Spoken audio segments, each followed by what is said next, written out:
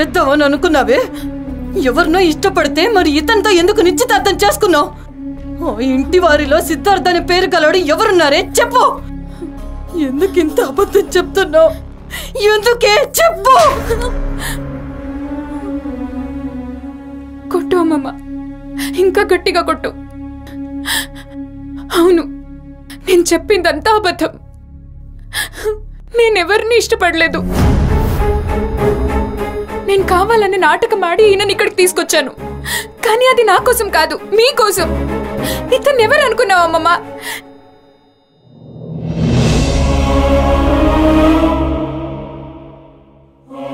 విజయసింహ రుద్రప్రతాప్ గారి ఒకానొక్క కొడుకు సూర్య రుద్రప్రతాప్.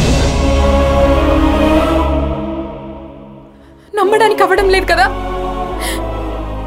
నేను ఈయనను మొదటిసారిగా చూసింది తన ఎంగేజ్మెంట్ లో. వాళ్ళమ్మ నాన్న మాట్లాడుకునేటప్పుడు విన్నాను. సింహకోట వారు పెద్దింటివారు, అంత పెద్ద ఇంటివారి పిల్లాడు. ఆ కుటుంబానికి ఒక్క మాట కూడా చెప్పకుండా మీరు ఇలా పెళ్లి చేయడం ఏమీ బాలేదండి. మీకెన్నోసార్లు చెప్పాను ఇలా మాట్లాడకండి అని. వాడు నా కొడుకు.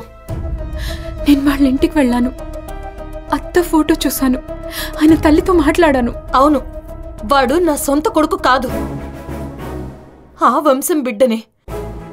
ఏ రోజైతే వాడి తల్లి వాణ్ణి నా చేతుల్లో పెట్టిందో ఆ రోజు నుండే నా కొడుకు. నేను కన్న కొడుకు. వాడొస్తానంటే తీసుకెళ్ళండి. రోజు ఆ ఫోటో ముందు నిలబడి శబరిలాగా ఏడుస్తూ ఎదురు చూస్తున్నావు కదా, తిరిగి రావడానికి నీ కొడుకు బతికలేడమ్మమ్మా. అందుకే నీ మనవడిని తీసుకొచ్చాను.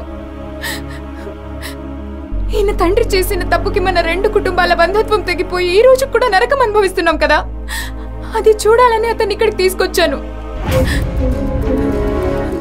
ఎవరో లవర్స్ కోసం ఎంతో రిస్క్ తీసుకునే ఈయన తన సొంత వాళ్ళ కోసం రిస్క్ తీసుకోవాలనే ఆయనకి తెలియకుండా అబద్ధం చెప్పి నమ్మించి ఇక్కడికి తీసుకొచ్చాను.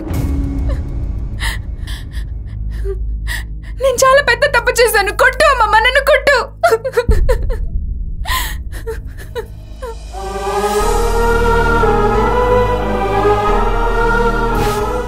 నా వల్ల తప్పు జరిగిందమ్మా, పెద్ద తప్పే జరిగింది. దయచేసి నన్ను క్షమించు. ఆ తప్పును నేనే సరిచేస్తాను. ఒకవేళ దేవుడు ఆ శక్తి నాకు ఇవ్వలేదంటే వీడైనా వచ్చి సరిచేస్తాడు.